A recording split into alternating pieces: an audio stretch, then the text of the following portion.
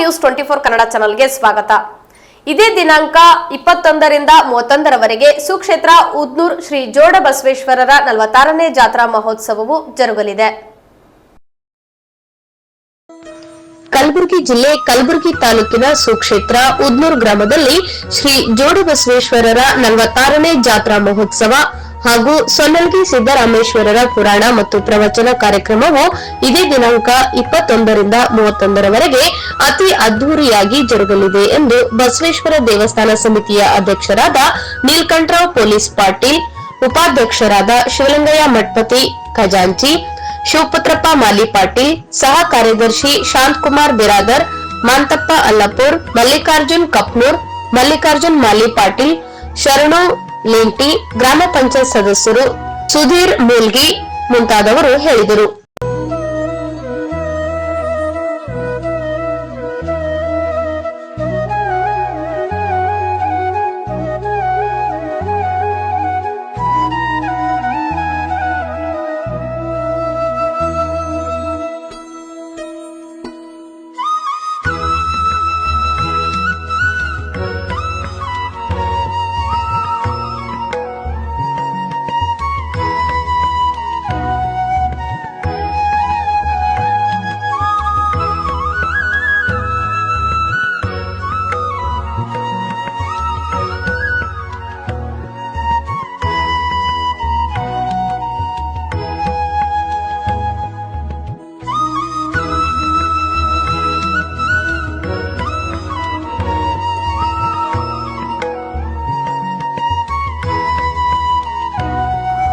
ಸಮಸ್ತ ನಾಡಿನ ಜನರಿಗೆ ಉದನೂರು ಗ್ರಾಮದ ಶ್ರೀ ಜೋಡ ಬಸವೇಶ್ವರ ಜಾತ್ರಾ ಮಹೋತ್ಸವಕ್ಕೆ ಆದರದ ಸ್ವಾಗತ ಹೇಳುತ್ತಾ, ಶ್ರೀ ಜೋಡ ಬಸವೇಶ್ವರ ಜಾತ್ರೆ ಇದು 46ನೇ ಜಾತ್ರೆ ಮಹೋತ್ಸವ.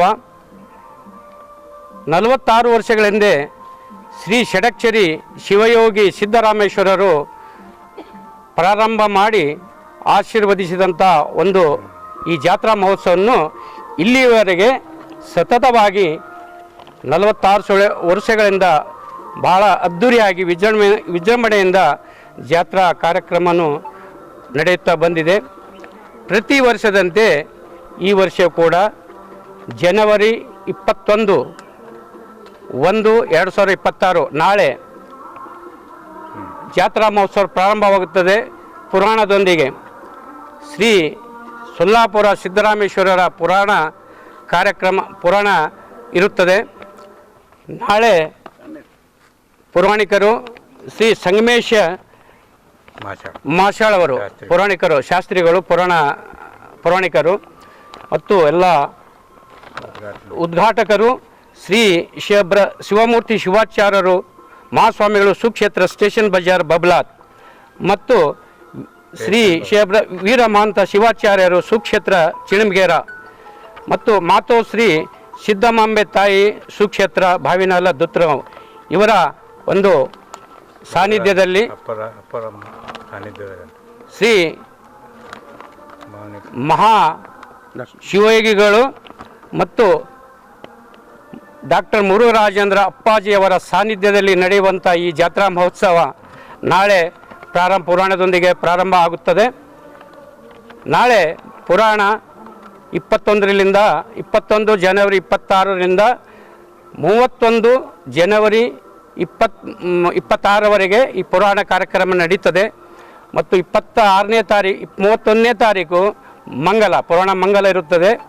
31ನೇ ತಾರೀಕು ಶ್ರೀ ಷಡಕ್ಷರಿ ಶಿವಯೋಗಿ ಮುರುಘರಾಜೇಂದ್ರ ಅಪ್ಪಾಜಿಯವರಿಗೆ ಭವ್ಯವಾದ ಮೆರವಣಿಗೆಯೊಂದಿಗೆ ಬರಮಾಡಿಕೊಳ್ಳುತ್ತದೆ. ಮತ್ತು 8 ಗಂಟೆಗೆ ಕೆಲವು ವೇದಿಕೆ ಇರುತ್ತದೆ. ವೇದಿಕೆಯ ನಂತರ ಈ ಜಾತ್ರಾ ಚಾಲನೆ ಅಪ್ಪಾಜಿಯವರ ಜ್ಯೋತಿ ಬೆಳಗುವುದರೊಂದಿಗೆ ಜಾತ್ರೆಗೆ ಚಾಲನೆ ಆಗುತ್ತದೆ. ಮತ್ತು 8 ಗಂಟೆಗೆ ಶ್ರೀ ಕುಮಾರಿ ಶಿವಾನಿ ಸ್ವಾಮಿ ಬೀದರ್ ಈ ಸರಿಗಮಪ ವಿಜೇತೆ ಅವರಿಂದ ಸಂಗೀತ ಕಾರ್ಯಕ್ರಮ ಇರ್ತದೆ. ಮತ್ತು 11 ಗಂಟೆಗೆ ಅಭಿಷೇಕ, ಜೋಡ ಬಸವೇಶ್ವರ ಗದ್ದುಗೆ ಅಭಿಷೇಕ ಆಗುತ್ತದೆ. ಮತ್ತು ರಾತ್ರಿ ಇಡೀ ಎಲ್ಲ ಜಾಗರಣೆ ಭಜನೆ ಸಂಗೀತ ಕಾರ್ಯಕ್ರಮ ನಡೆಯುತ್ತದೆ.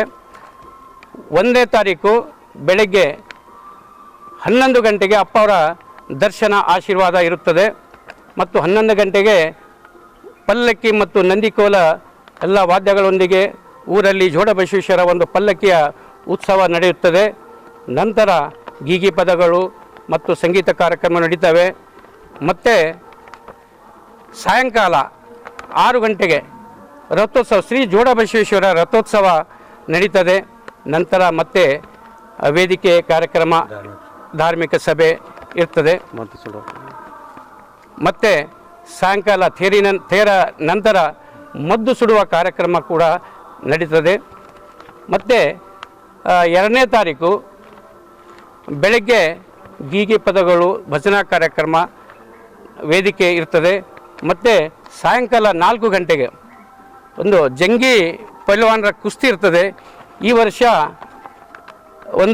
ಈ ಕುಸ್ತಿ ಅಖಾಡದಲ್ಲಿ ಮಹಿಳೆ ಕುಸ್ತಿಪಟುಗಳು ಸಹ ಭಾಗವಹಿಸ್ತಾರೆ. ಬಹಳ ಅದ್ಭುತವಾಗಿ ಅಖಾಡ ಸೇರಲಿದೆ. ಹೀಗಾಗಿ ಎಲ್ಲ ನಾಡಿನ ಸದ್ಭಕ್ತರಿಗೆ ಈ ಒಂದು ಜಾತ್ರಾ ಮಹೋತ್ಸವಕ್ಕೆ ಆಗಮಿಸಿ ಎಲ್ಲ ಒಂದು ಜೋಡಬಸವೇಶ್ವರ ಆಶೀರ್ವಾದ ಪಡೆದು ತಮ್ಮ ಜನ್ಮವನ್ನು ಪಾವನ ಮಾಡಿಕೊಳ್ಳಬೇಕಾಗಿ ಈ ಜೋಡಬಸವೇಶ್ವರ ಕಮಿಟಿಯ ಅಧ್ಯಕ್ಷ ಆದ ನಾನು ನೀಲಕಂಠರಾವ್ ಪೊಲೀಸ್ ಪಾಟೀಲ್ ಅವರು ಎಲ್ಲ ನಾಡಿನ ಸಮಸ್ತ ಜನರಿಗೆ ಸ್ವಾಗತವನ್ನು ಹೇಳುತ್ತೇನೆ. ಅಧ್ಯಕ್ಷರು ಹೇಳಿದಂತೆ 21 ತಾರೀಕಿನಿಂದ 31 ತಾರೀಕರವರೆಗೆ ಪುರಾಣವನ್ನು ಜರುಗುತ್ತದೆ. ನಂತರ 1 ತಾರೀಕು ದಿವಸ ಶ್ರೀ ಷಡಕ್ಷರಿ ಮುರುಘರಾಜೇಂದ್ರ ಅಪ್ಪಾಜಿಯವರ ಅಮೃತ ಹಸ್ತದಿಂದ ರಥೋತ್ಸವ ಜರುಗಲಿದೆ.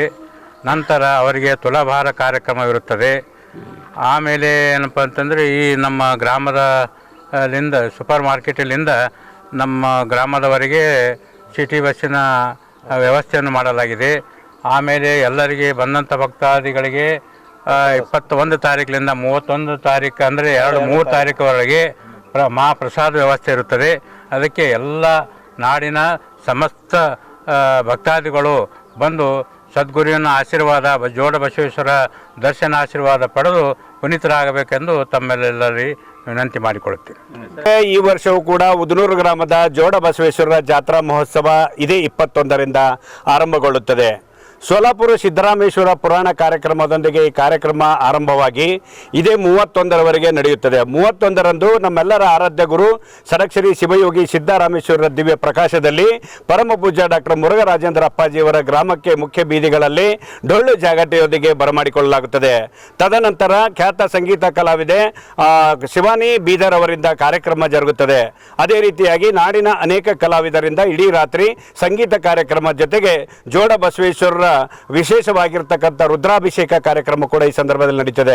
ಅದೇ ರೀತಿಯಾಗಿ 1ನೇ ತಾರೀಕಿನ ದಿನ ಪರಮ ಪೂಜ್ಯ ಡಾಕ್ಟರ್ ಮುರುಘರಾಜೇಂದ್ರ ಅಪ್ಪಾಜಿಯವರ ಅಮೃತ ಹಸ್ತದಿಂದ ಪಲ್ಲಕ್ಕಿ ಉತ್ಸವಕ್ಕೆ ಚಾಲನೆ. ನಂತರ ಪಲ್ಲಕ್ಕಿ ಗ್ರಾಮದ ಮುಖ್ಯ ಬೀದಿಗಳಲ್ಲಿ ಸಂಚರಿಸಿ ನಂತರ ಜೋಡಬಸವೇಶ್ವರರ ಆವರಣಕ್ಕೆ ಆಗಮಿಸಿದ ನಂತರ ಜೋಡಬಸವೇಶ್ವರರ ರಥೋತ್ಸವ ಕಾರ್ಯಕ್ರಮ ಲಕ್ಷಾದಿ ಭಕ್ತರ ಮಧ್ಯೆ ಜರುಗುವುದು.